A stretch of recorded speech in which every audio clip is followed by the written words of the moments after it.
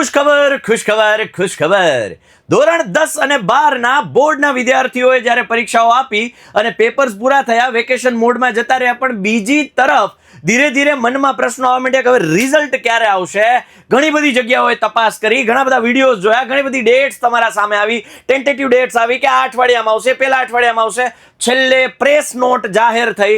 અત્યારે ઘણા બધા ન્યૂઝપેપરની અંદર આજના આ ન્યૂઝપેપરની તારીખો આપણા સુધી આવી છે કે સોમવારે ધોરણ 12 સાયન્સ અને કોમર્સ તથા બુધવારે ધોરણ 10નું પરિણામ જાહેર થશે. એટલે કે 4 તારીખે ધોરણ 12 સાયન્સ કોમર્સ અને 6 તારીખે ધોરણ 10નું રિઝલ્ટ જાહેર થશે. શું આ વિડીયો અહીંયા પૂરો? ના.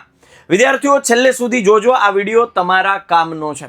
ખાસ કરીને મારે 12 સાયન્સના વિદ્યાર્થીઓને સંબોધવા છે. 12 સાયન્સના વિદ્યાર્થીઓ માટે હવે પછી કરિયર વળાંક લેશે. વિદ્યાર્થી મિત્રો, ખાસ એ પહેલા મારે તમને જણાવવાનું છે કે વિદ્યાર્થીઓ નીચે એક લિંક આપી છે, એ ફોર્મ ખાસ ભરજો. એનું કારણ હું તમને કહું, કારણ કે ધોરણ 12 સાયન્સના આપણી પાસેથી હજારો વિદ્યાર્થીઓ ભણી ગયા વર્ષે. એ દરેકના રિઝલ્ટ અમે અમારા જોવાના પ્રયત્નો કરીશું, અમારી ટીમ દોડશે. પણ જો તમે વહેલું રિઝલ્ટ જોઈ લો તો નીચે એક લિંક આપી છે, એ લિંકની અંદર તમારા જે માંગેલ માહિતી છે, બહુ શોર્ટ માહિતી હશે, એ તમે ફિલઅપ કરી દેજો, જેથી કરીને અમારા વિદ્યાર્થીઓ કે જે અમારી પાસે ભણ્યા છે, જો તમે ભણ્યા છો, તમને ક્યાંક અમારી પાસેથી શીખવા મળ્યું છે, ફાયદો થયો છે, તો જ એ નીચે લિંક આપી છે, ફોર્મ ભરજો, જેથી કરીને તમારું રિઝલ્ટ અમારા સુધી પહોંચે જ્યારે રિઝલ્ટ આવે ત્યારે. બરાબર? જેથી કરીને તમે જો રિઝલ્ટ અમારા પહેલા જોઈ લીધું છે તો એ તમારી માહિતી છે, એ અમારા સુધી તમારું રિઝલ્ટ અમારું પહોંચી જાય, જેથી કરીને આપણો વિદ્યાર્થી, આપણે જે ટોપર મહોત્સવ આ વર્ષે કરવાના છીએ, એ ટોપર મહોત્સવમાં વિદ્યાર્થીઓને જે ટોપર્સને ઇનામો મળવાના છે, એનાથી એ બાળક વંચિત ના રહી જાય. ક્યાંક તમારું રિઝલ્ટ અમારા સુધી ન પહોંચે અને ટોપર મહોત્સવમાં ક્યાંક તમે રહી ન જાઓ, એ હેતુથી ખાસ નીચે લિંક આપી છે. તમને જો વિદ્યાકુલથી ફાયદો થયો હોય, વિદ્યાકુલ પાસે ભણ્યા હોય, વિદ્યાકુલના શિક્ષકો પાસેથી ભણ્યા હોય, તો જ એ નીચેની લિંક જે છે, એ ફોર્મ છે, એ ફિલઅપ કરજો. બરાબર? બીજું, ઘણા બધા વિદ્યાર્થીઓ અત્યારે 12 સાયન્સ પૂરું કરશે એટલે વિદ્યાર્થીઓ હોય છે અસમંજસમાં. સાહેબ, આટલા ટકા આવ્યા છે, આટલું મેરિટ બને છે, આ છે, આ છે, હવે મારે કયા સ્ટ્રીમમાં જવું? એ ગ્રુપનો વિદ્યાર્થી મૂંઝાતો હશે કે મારે એન્જિનિયરિંગમાં જવું છે, તો એન્જિનિયરિંગમાં કઈ સ્ટ્રીમમાં જવું? એન્જિનિયરિંગ કરવું કે પછી બીએસસી કરવું? રાઈટ.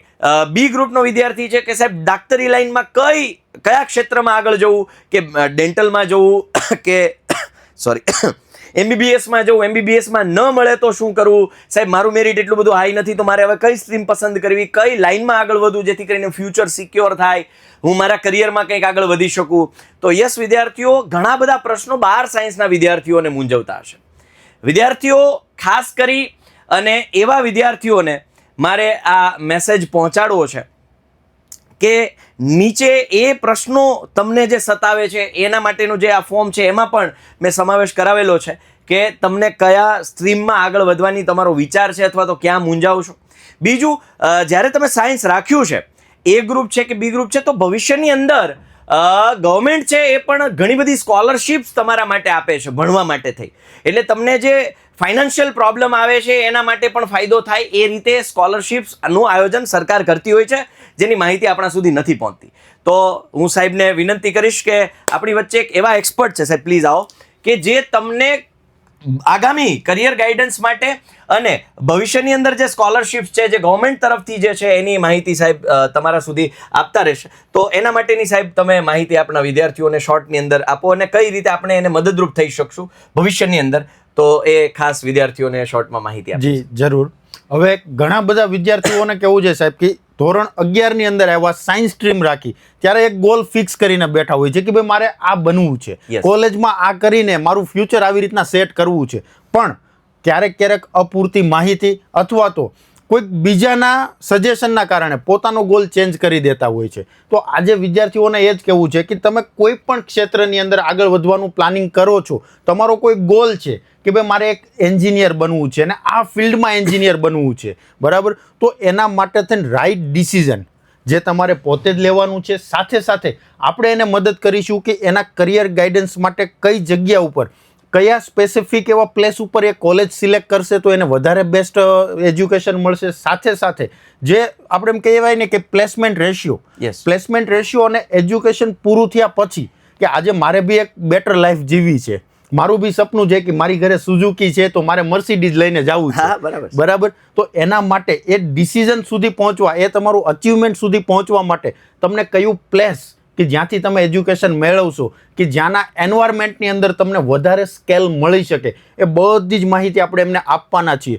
અને ખાસ કરીને જ્યારે વિદ્યાર્થીઓ અટકતા હોય તો એક મેજર પ્રોબ્લેમ આવતો હોય છે કે ફાઇનાન્સ, કે સર મારે આ ફિલ્ડ તો સિલેક્ટ કરવી છે પણ આઈ એમ નોટ કેપેબલ, કે આ ફાઇનાન્શિયલ મારાથી સિલેક્ટ થઈ શકે એમ નથી.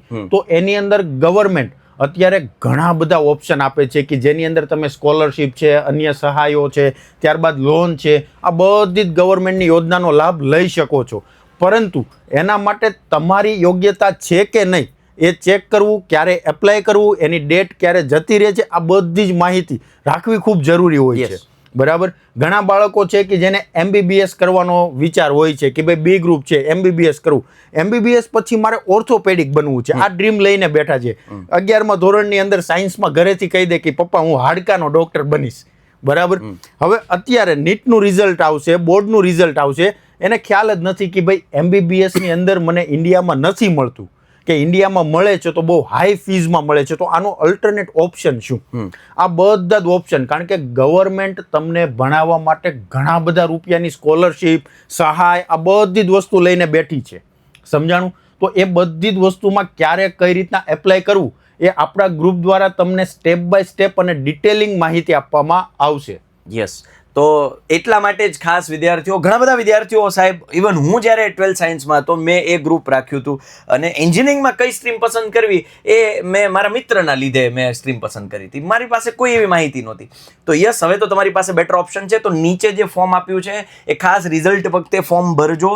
બરાબર. જેથી કરીને તમારું રિઝલ્ટ છે એ, અને તમને અમે મતલબ જે કંઈ પણ તમારી પ્રશ્ન છે એમાં ત્યાં તમે રજૂઆત કરજો, એટલે તમારું જે સોલ્યુશન છે એ તમારા સુધી અમે પહોંચાડવામાં સક્ષમ બનીએ. તો યસ ભાઈ, ફરી એક વખત રિમાઇન્ડર આપી દઉં, સોમવારે ધોરણ 12 સાયન્સ અને કોમર્સનું રિઝલ્ટ એટલે કે 4 તારીખે, બરાબર, અને બુધવારે ધોરણ 10નું રિઝલ્ટ એટલે કે બુધવારે એટલે કે 6 તારીખે 10માનું રિઝલ્ટ છે, પણ 12 સાયન્સનું રિઝલ્ટ છે સોમવારે આવે છે. આ વખતે વિદ્યાકુલ આપશે પ્રચંડ રિઝલ્ટ, અને આ પ્રચંડ રિઝલ્ટના આપણે સૌ સાક્ષી બનવાના છીએ.